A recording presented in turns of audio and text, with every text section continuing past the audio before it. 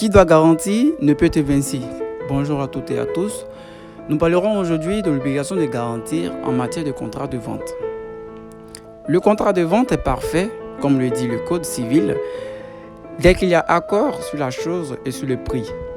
Et de ce fait, il y a directement transfert de propriété du vendeur à l'acheteur. Mais après le transfert de propriété du vendeur à l'acheteur, vont naître des obligations.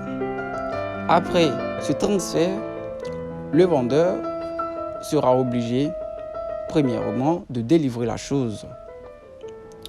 Et ensuite, il sera encore obligé de garantir qu'il n'y aura pas de discussion sur le droit de propriété relié à la chose délivrée. Concernant l'acheteur, il y a des obligations qui vont naître à sa charge. Il y a par exemple l'obligation de prendre délivrance et il y a l'obligation de payer le prix de la chose. Donc, dans cette vidéo, il sera question seulement des obligations du vendeur, c'est-à-dire l'obligation de délivrer la chose conformément au contrat et il y a l'obligation de garantir la chose délivrée.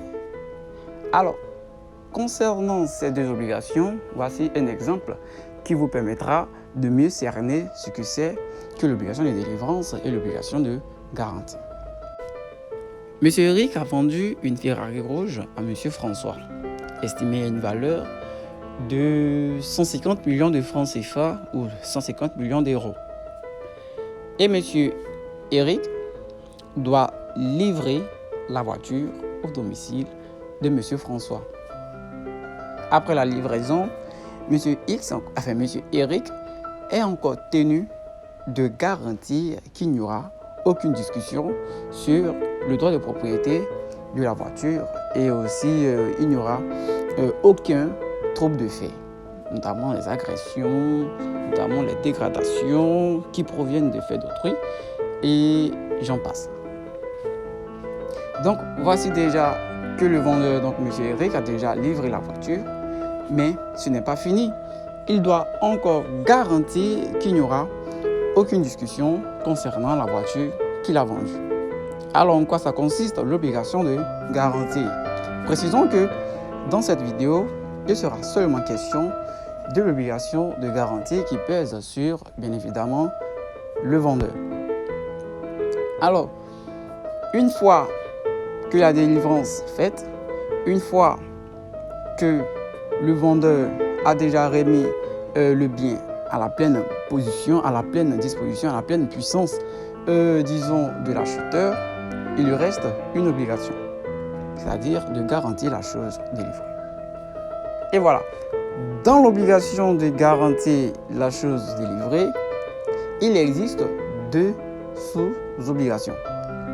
On a l'obligation de garantir l'acheteur contre toutes sortes d'éviction et on a l'obligation de garantir l'acheteur contre toutes sortes de vices cachés. Il faut dire que dans la garantie contre l'éviction, on va chercher à protéger l'acheteur contre toute forme de dépossession relativement au bien qu'il a acheté. Et dans la garantie contre l'éviction, on a deux sous-catégories. Donc considérez que la garantie contre l'éviction est une grande catégorie dans laquelle il y a deux sous-catégories. Il y a la garantie du fait personnel et il y a la garantie du fait des tiers. La garantie du fait personnel concerne strictement le vendeur lui-même.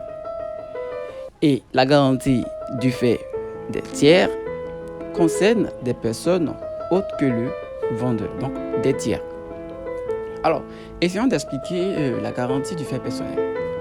Dans la garantie du fait personnel, il ne faudrait pas que le vendeur puisse lui-même être à la base du trouble de droit ou de fait que subit l'acheteur présentement.